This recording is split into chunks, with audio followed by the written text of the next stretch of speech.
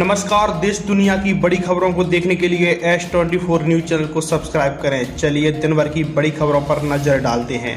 G20 summit के लिए कई देशों के राष्ट्राध्यक्ष दिल्ली पहुंचे। यूएस प्रेसिडेंट से पीएम मोदी की हुई बातचीत। जी हां दोस्तों, आज से शुरू हो रही G20 समिट के लिए कई देशों के राष्ट्राध्यक्ष दिल्ली पहुंच चुके हैं। अमेरिकी राष्ट्रपति जो बाइडेन ने देर रात प्रधानमंत्री मोदी से मुलाकात की। भारत और अमेरिका के साथ रिश्ते मजबूत करने पर चर्चा की। वहीं ब्रिटेन के प्रधानमंत्री ऋषि सुनक ने कहा कि सही वक्त पर सही देश इस मेगा इवेंट को होस्ट कर रहा है। G20 समिट के दौरान प्रधानमंत्री मोदी 15 वर्ल्ड लीडर्स से बायलैटरल बातचीत करेंगे। इधर समिट से पहले कांग्रेस अध्यक्ष मल्लिकार्जुन खड़गे को G20 डिनर में इनवाइट न करने पर विवाद छिड़ गया है। तमिलनाडु के कांग्रेस नेता मोहन कुमार मंगलम ने कहा कि पीएम मोदी ने खड़गे को इसलिए नहीं बुलाया क्योंकि वे दलित हैं। वहीं देख लेते हैं दोस्तों अगली बड़ी खबर। ब्रसेल्स में राहुल बोले पीएम मोदी देश का नाम बदलना चाहते हैं। भारत में गांधी गॉडसे विजन की लड़ाई चल रही है। जी हां दोस्तों, कांग्रेस नेता राहुल गांधी ने यूरोप दौरे पर ब्रसेल्स में कहा कि भारत में इस वक्त महात्मा गांधी और नाथूराम गॉडसे के विजन के बीच लड़ाई चल रही है। अल्पसंख्यक, दलित, आदिवासियों और निचली जातियों पर हमला किया जा रहा है। इसके अलावा उन्होंने कहा कि INDIA अलायंस को लेकर प्रधानमंत्री डरे हुए हैं, इसलिए वो देश का नाम बदलना चाहते हैं। दरअसल ये राहुल गांधी का तीसरा विदेश दौरा है। इससे पहले वे मार्च में ब्रिटेन और जून में अमेरिका दौरे पर गए थे। वहाँ भी उन्होंने देश की मौजूदा सरकार पर निशाना साधा था। वहीं देख लेते हैं दोस्तों अगली बड़ी खबर। मणिपुर में हिंसा से फिर हुई 2 लोगों की मौत, 50 लोग हुए घायल। सेना की वर्दी पहनकर उग्रवादियों ने किया हमला।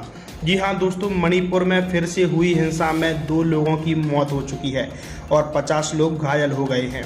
मीडिया रिपोर्ट्स के मुताबिक सेना की वर्दी पहने उग्रवादियों ने एक समुदाय पर हमला किया। इसी के बाद हिंसा भड़क उठी। इस बीच केंद्र ने हिंसा पर काबू पाने के लिए जम्मू कश्मीर में ड्यूटी कर रहे 2000 जवानों को मणिपुर में फिर से तैनात कर दिया है। वहीं देख लेते हैं दोस्तों अगली बड़ी खबर।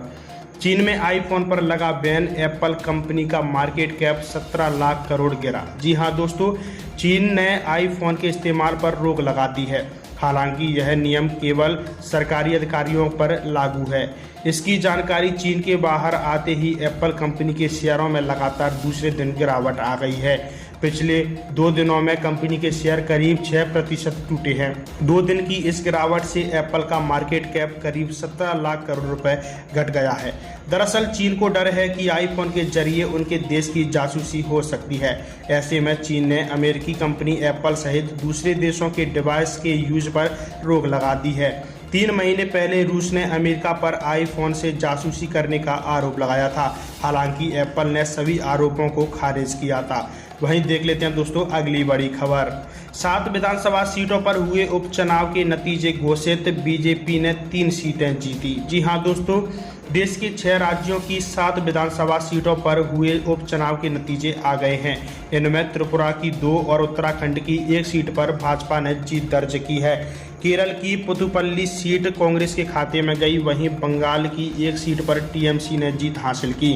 इसके अलावा उत्तर प्रदेश की घोसी सीट में समाजवादी पार्टी के सुधारक सिंह ने जीत हासिल की और झारखंड में INDIA अलायंस की ओर से JMM को जीत मिली है। वहीं देख लेते हैं दोस्तों अगली बड़ी खबर। वाराणसी कोर्ट ने ASI को ज्ञानवापी सर्वे के लिए 4 हफ्ते और दिए। 6 अक्टूबर तक मांगी रिपोर्ट। जी हां दोस्तों, वाराणसी की एक अदालत ने ASI टीम को ज्ञानवापी परिसर का सर्वे करने के लिए 4 हफ्ते का अतिरिक्त समय दिया है। कोर्ट ने ASI से 6 अक्टूबर तक सर्वे रिपोर्ट मांगी है। दरअसल मुस्लिम पक्ष सर्वे पर बार बार रोक लगा रहा था। उसका कहना था कि ASI को 2 सितंबर तक ही सर्वे और उसकी रिपोर्ट जमा करने का समय था। दरअसल काशी विश्वनाथ ज्ञानवापी केस में 1991 में वाराणसी कोर्ट में पहला मुकदमा दाखिल हुआ था, जिसमें ज्ञानवापी परिसर में पूजा की अनुमति मांगी गई थी। मस्जिद कमेटी इसके खिलाफ हाईकोर्ट पहुंची। 1993 में इलाहाबाद हाईकोर्ट ने यथास्थिति रखने का आदेश दिया था। 2019 में वाराणसी कोर्ट में फिर से इस मामले में सुनवाई शुरू हुई, जो अभी भी जारी है। तो दोस्तों फिलहाल आज की खबरों में केवल इतना ही। मिलते हैं अगली वीडियो में, जब तक के लिए जय हिंद।